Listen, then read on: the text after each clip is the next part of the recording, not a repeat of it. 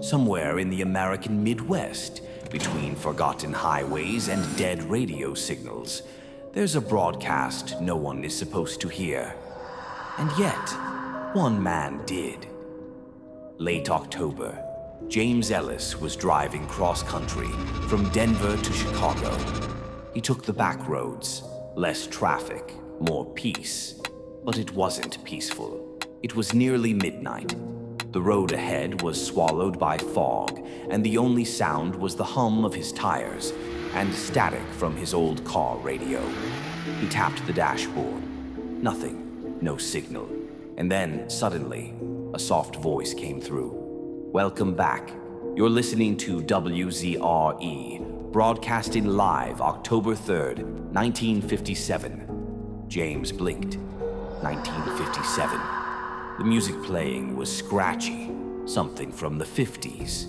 He figured it was just an oldies station. Nothing special, but something felt off. The next hour was weirder. Every 10 minutes, the same host came back on, but the things he said started to get personal. And if you're out there on Route 13 tonight, hope your gas tank's full, James." He almost swerved off the road. How the hell did the voice know his name? "It's a cold one tonight, James. You might want to roll that window up." James stared at the radio. He hadn't told anyone he was taking Route 13, not even his wife. He reached for the knob, and the station disappeared. Just static. He pulled into an old gas station, the kind that looked like it hadn't been updated since the 60s. The attendant stepped out, a man in a brown jumpsuit, thick glasses, and a strange stare.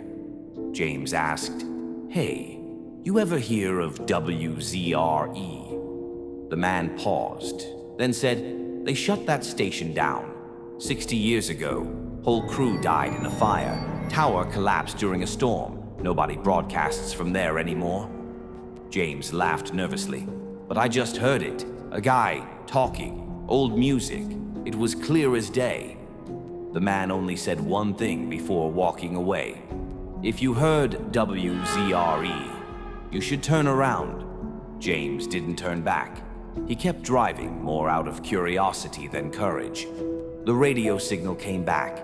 This time there was no music, just the voice. "James, don't stop driving. She's waiting at mile marker 221. A cold chill shot through him. He looked to his right, nothing but empty trees and fog. But up ahead, faint headlights. No, tail lights. He followed them. They stayed just out of reach, glowing red through the mist, always turning just before he caught up. And then they vanished. At mile 221, his headlights caught something ahead. A woman stood in the road. Long hair, pale skin, a dress that looked soaked. James slammed the brakes. She didn't move. He stepped out, heart pounding. "Ma'am, are you okay?" She didn't speak, but behind her, just barely visible in the darkness, was a tall, broken radio tower.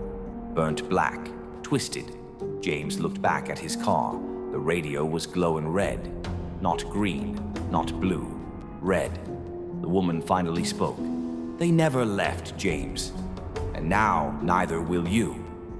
They found his car the next day, still running, headlights on, but no sign of James. The only clue? The radio was locked on one frequency, 107.3 WZRE. The station doesn't exist, not in any records, not on any map. But some nights, if you're driving alone, and the fog is just thick enough, you might hear it. And if they say your name, don't answer. If you're still listening, maybe you're one of us now. Subscribe to Mind Vault for more stories before they find you too.